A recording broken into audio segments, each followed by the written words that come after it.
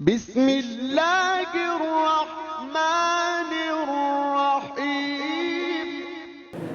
رمضان کی تراویح اور اس کے روزے رکھے، اس میں عبادت کی اور قیام لیل کیا، تہجد پڑھے، اللہ تبارک و تعالی اس کے گناہوں کی مغفرت فرما دیتے ہیں۔ یہ مغفرت کا عشرہ ہے، مغفرت کے دن چل رہے ہیں، ہمیں قدر کرنی چاہیے۔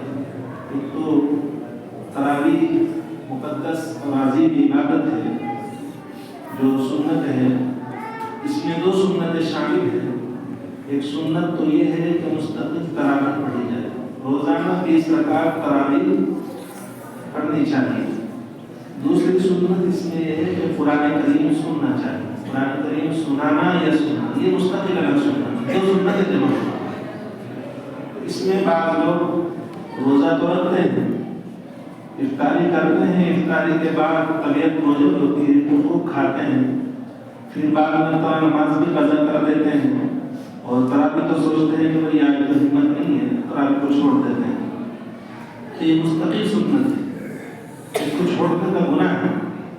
اگر کوئی تراویح چھوڑتا ہے تو دو سنتیں چھوڑی، ایک سنت تراویح کی اور دوسری سنت قرآن کریم کی۔ اس لیے اس کا اہتمام کرنا چاہیے کہ پورا قرآن شریف بھی سننا چاہیے، یا اگر سننا ہے، اگر سنانے والا ہے تو اس کو سنانا چاہیے، اور جو مقتدی ہیں سننے والے ہیں ان کو سننا چاہیے۔ تو یہ مقدس مہینے میں عظیم کام ہے اور عظیم عبادت ہے، اس کا خیال رکھنا چاہیے، اس کا اہتمام کرنا چاہیے۔ اللہ تبارک و تعالیٰ سب کو اس کی قدر کرنے کی توفیق عطا فرمائے۔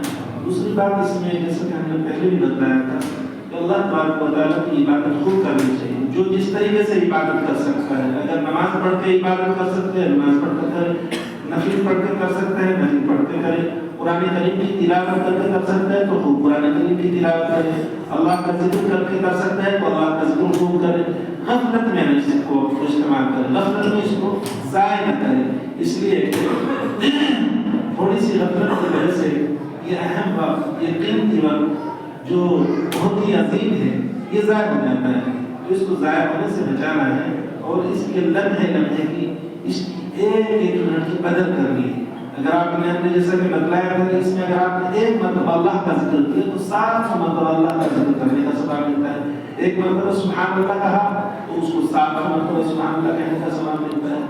اس مہینے میں جو قرآن پڑھ سکتے ہیں وہ قرآن پڑھیں، جو ذکر و عبادت کر سکتے ہیں وہ ذکر و عبادت کریں۔ کسی کے پاس کچھ نہ ہو تو تیسرا کلمہ پڑھیں، سبحان اللہ بحمدہ سبحان اللہ العظیم پڑھیں، یا جس کو کچھ نہیں آتا تو اللہ اللہ کرتا رہے، درود شریف پڑھتا رہے۔ جس کے پاس جو بھی عبادت آئے، جو بھی طریقہ آئے وہ اس کو کرتا رہے، تاکہ اس کو اللہ تبارک و تعالیٰ کی طرف سے اس مقدس مہینے کی عظمتیں حاصل ہو جائیں، اور اس کا انتظام اور اس کا جو منشور اور اس میں اللہ تبارک و تعالیٰ اپنے بندوں کے ساتھ خاص نظر کرنا چاہتا ہے وہ حاصل ہو جائے۔ مطلب کسی بھی طریقے سے اس کو ضائع نہ کریں۔ نوافل پڑھ سکتے ہیں، مغرب کے بعد نوافل پڑھیے، عشاء کے بعد پڑھیے، دوپہر میں پڑھیے، دن میں پڑھیے، رات میں بھی پڑھیے، جتنے بھی زیادہ سے زیادہ نوافل پڑھ سکتے ہیں نوافل پڑھیے، قرآن کریم کی تلاوت کر سکتے ہیں، قرآن کریم ہمارے تجربوں میں تو بات سے متعلق یاد ہے کہ روزانہ قرآن کریم ختم کرتے ہیں، یعنی صبح سے شام تک افطار سے پہلے قرآن کریم ختم کر لیا کرتے تھے۔ جس نے قرآن کریم روزانہ ختم کر اس 700 قرآن ختم کرنے کا ثواب ملتا ہے۔ تو یہ عظیم بات ہے۔ اس میں ہمارے بزرگوں نے یہ بھی بتلایا ہے، جیسے ہم نے پچھلے ہفتے میں بھی بتلایا تھا کہ اگر آپ کچھ عبادت بھی نہ کر سکتے، خاموش رہیں تو یہ بھی عبادت ہے۔ مطلب یہ ہے کہ گپ شپ مار کے، باتیں کر کے، غیبت اور برائی کر کے اس سے بچا جائے تو یہ بھی عبادت ہے۔ اصل اس مہینے کی عظمت یہی ہے، اس میں تو عبادت کیا جائے یا خاموش رہا جائے، اور زیادہ سے زیادہ اللہ تبارک و تعالیٰ سے اپنے گناہوں کی مغفرت مانگی جائے، مغفرت طلب کی جائے۔ اے اللہ ہم تیرے بندے گناہ گار ہیں، ہم تیرے اس مقدس مہینے کی عظمت کو نہ پہچان سکیں۔ اے اللہ ہم تیرے اس مہینے کی ایسی عبادت نہ کر سکیں جس طریقے سے اس میں عبادت کرنے کا حق ہے۔ اے ہمارے پروردگار ہم بہت کوتاہ ہیں، ہم خطاوار ہیں، اے اللہ ہم کچھ نہیں کر سکے ہیں، ہمیں اس کی قدر کرنے کی توفیق عطا فرما اور ہمارے گناہ کو بخش دے۔ اس طریقے سے ہم روزانہ کرتے ہیں کہ 10 دنوں کے اندر اخیر کے جو بیچ کے 10 دن چل رہے ہیں، اس میں اللہ تعالیٰ ہماری مغفرت فرما دے گا.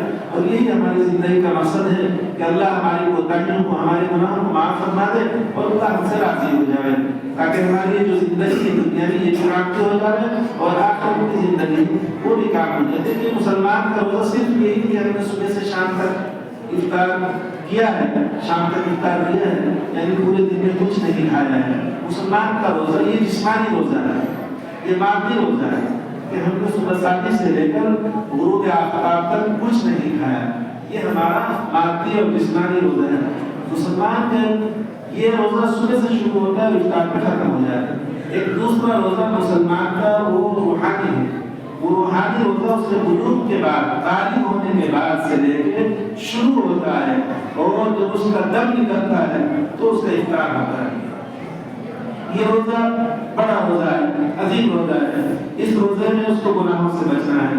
اس روزے میں اس کو اپنی زبان کی گندگی سے بچنا ہے, زبان کے کفر سے بچنا ہے, زبان کے شرک سے بچنا ہے, زبان کے حفوات سے بچنا ہے, زبان کے خرافات سے بچنا ہے اور ہر طرح کے گناہ سے بچنا ہے.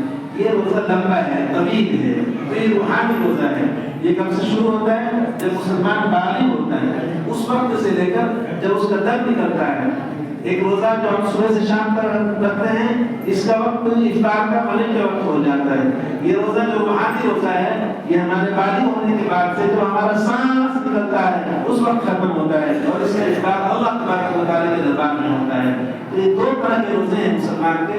اگر ان کو پہچان لے, ان کی قدر کر لے اور اللہ تبارک و تعالیٰ کی طرف سے اس کو بڑا انعام سے نوازا جاتا ہے, مغفرت کا فرمانہ اس کو دیا جاتا ہے اور اس کو اللہ تبارک و تعالیٰ انعامات سے نوازتا ہے. اور ایسے انعامات سے نوازے, ایسی جنت سے نوازے جس کی لمبائی اور چوڑائی آسمان اور زمین کے برابر ہے. میرے دوستو, میری ایمانی بھائیو, یہ دوسرا عشرہ چل رہا ہے, اس کی ہمیں قدر کرنے کی کوشش کرنی چاہیے اور اللہ سے دعا مانگنی چاہیے. اے اللہ ہمیں اس کی قدر کرنے کی توفیق عطا فرما, اس میں خوب اپنی عبادت اور اپنی اطاعت کرنے کی توفیق عطا فرما. اللہ تبارک و تعالی ہم سب کو قدر کرنے کی توفیق عطا فرمائے اور ہم کو اس کی اہمیت اور اس کی عظمت کو پہچاننے کی توفیق عطا فرمائے اور اس مقدس مہینے میں اللہ کی طرف سے اپنے گناہوں کی مغفرت کر کے, اپنے گناہوں کی معافی مانگ کر اللہ کی طرف سے مغفرت کا فرمان حاصل کرنے کی اللہ سب کو توفیق عطا فرمائے. باقی دعوانا الحمدللہ رب العالمین.